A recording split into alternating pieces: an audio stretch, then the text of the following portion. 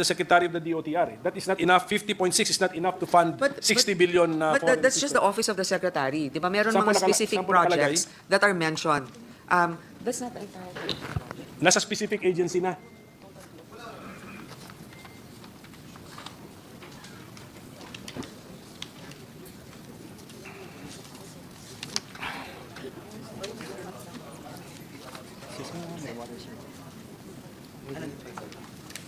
Dalawa na lang ipupunta ko. Jed, Nia, tapos Hindi lang. Anong total budget? Hindi ko na sa for the record.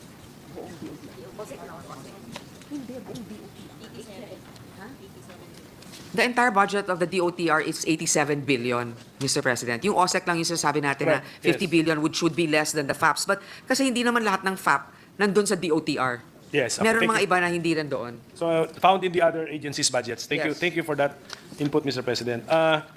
And then just in writing, Mr. President, the decrease in the budget of the CHED by 26.9 billion pesos. Bakit po siya na-decrease ng ganito? And then saan yung NIA? I also noticed sa NIA, National Irrigation Administration, it also suffers a decrease of 23.1 billion pesos. Mr. President, I think it's not new to us, our disappointment with NIA's utilization and disbursement rate. So tinignan lang natin kung ano ba talaga yung mga mai-implementa talaga nila. Pero I'm assuming na yung NIA GAB level na 92.5 billion pesos, yan din yung NEP level. Is that correct? No, Mr. No? President, actually na-increase. Na-increase yun, kaya nga So may we know the NEP level for NIA? 42 lang siya sa NEP, Mr. President.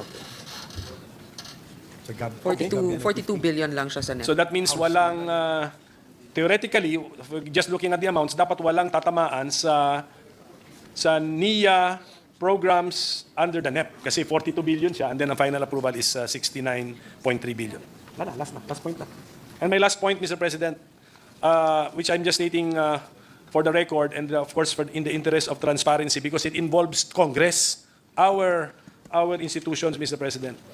After the BICAM, the Senate's budget will be increased by 1.1 billion pesos, and the House of Representatives' budget will be increased by 17.3 billion pesos. So ang start ng Senate, 12.8 billion pesos plus 1.1 billion pesos. Ang budget natin is 13.9 billion pesos.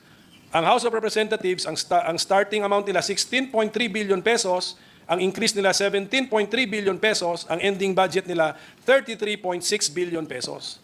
Ang aking lang basic point dito, Mr. President, kung ganito rin pala ang ending ng ang amounts, bakit hindi na lang linabas natin sa plenary at tiniskas? Bakit kailangan sa BICAM pa mangyayari ito, Mr. President, na halos lumampas pa sa doble ang budget ng isang chamber na bala ko sanang samahan na, salihan next year, Mr. President.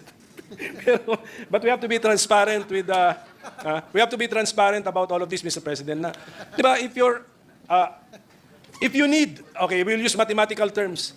If you need 2x instead of x, bakit hindi pa na-reflect yan doon sa original bill na final mo? Sana pinare-reflect mo na yung 33 billion pesos na pangangailangan mo. That's my point, Mr. President. So I'm not expecting an explanation from our chairwoman kasi hindi naman niya ito kagagawan. So for more transparency in our budget process sana, we will discuss it sa floor. And then is our Senate Secretary here? Medyo mabuti is not here because I will talk about him, Mr. President. Okay. But you should not take this personally. Okay, para lang for the information of our colleagues. During the budget season, I interpolated on the Senate's budget. Okay.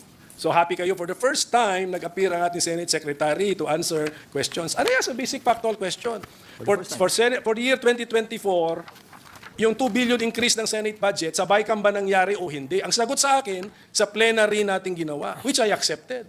But upon further research, I was given a wrong answer. Sa BICAM din po nangyari yun. Just like what is happening now, we also increased the Senate's budget by 1.1 billion pesos. So, just to make that clear, Mr. President, no, na Mr. President, actually, nung second and third reading, nandun na yung increase natin na 1.1 dito, for this year, for 2025 po yan. I'm talking about when I was asking the Senate Secretary about the 2024 budget of Wala the pa ako Senate. nun, Opo, Mr. hindi po President. sa yan. Kasi akala ko ako yung sinasabihan mo Hindi eh. po. That's why sabi ko nga, I'm talking about our Senate Secretary. So, just to be very, very transparent, no? Sana po magbigay din tayo ng mga accurate na sagot, Mr. President. Because marami na rin tayong experience dito sa budget season. Sagot lang ng sagot para lang matapos na yung proseso. Eh. Alam mo, sometimes binobola ka lang nung mga iba. Pero, well, anyway, Hindi Mr. kita President. binobola, Mr. President, No, that is one. That is some of our resource persons, Mr. President. Mr. President, I would like to put on record that I do not totally agree with everything that's been proposed also by the House. Unfortunately, I'm also trying to safeguard certain key points that I feel that we are more passionate about and what we believe we should also be able to protect. As the Senate President has mentioned, this is not a zero-sum game. Unfortunately, we all have our wish lists. Their budget is much larger because they're a bigger house, I suppose. But then the reality is we have to, like for example, certain projects, we've added provisions to make sure that there is a repertorial process for us to be able to monitor and audit whatever funding we have placed in some initiatives we feel needs to be safeguarded more profoundly. Well, at the end of the day, budgeting is a political process, Mr. President. Alam ko naman yun. So, I'm just doing this, katulad doon sinabi ko sa umpisa, this is the duty of the minority to ask questions and to bring out facts, just especially in the interest of transparency. So our people will know, kasi ang ginagastos natin dito would be taxes taken from the people, non-tax revenues also taken from the people, plus loans, debt, national debt incurred in the name of the people. So that's the purpose, Mr. President, just for transparency's sake. So with that I end my interpellation on the BICAM committee report, Mr. President. Our due thanks to the